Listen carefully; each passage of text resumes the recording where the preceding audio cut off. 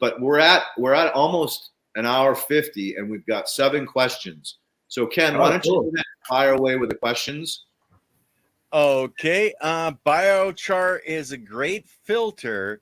I use it as my bottom layer above the water. Water is clean and doesn't smell.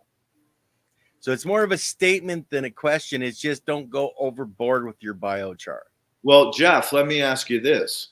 Is it charcoal or biochar? Because biochar is done through gasification, which is super high heat. So it's glass. It's no longer wood. Whereas charcoal is wood that's just been burned till it absorbs moisture. Charcoal is the best filter on the planet. It filters probably the vast majority of chemicals that we deal with.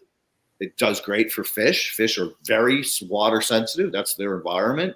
That's why we use charcoal and zeolite sometimes to clean the water.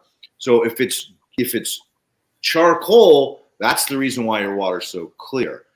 Biochar does not have the same properties as charcoal because it's been gasified. It's almost like glass. But what biochar does do is provide ideal pockets for biofilm to build up. And it also provides structure in compacted soils.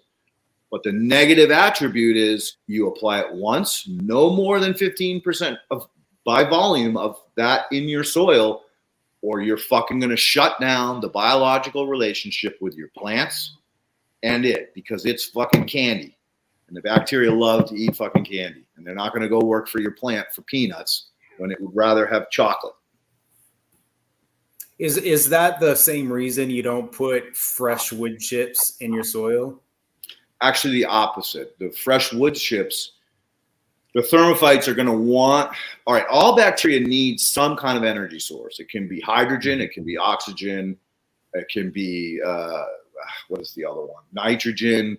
There's a whole bunch of different sources that the bacteria needs to eat so it can do its breakdown job. So a lot of the thermophytes live on nitrogen. And if there's not enough nitrogen fast enough, they'll pull nitrogen out of the soil system. And that steals it from your plants to do their job so that they can break down that lignin. And what's the other one? Cellulose. Mm-hmm. I've been awful fucking passionate today, Ken. And I love it. But then you look at Charlie Schultz, he's talking about using biochar in his aquaponics beds instead of hydrogen. Which is beautiful. That's beautiful because hydrogen is a mine source, and it's generally we've run very low on this planet of hydrogen.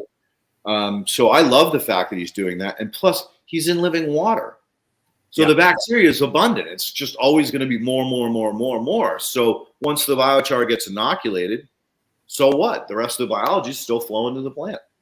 Yeah. Well, a slow startup. He's creating another biofilter. Right. A slow startup, but a great long-term strategy. Yeah, exactly.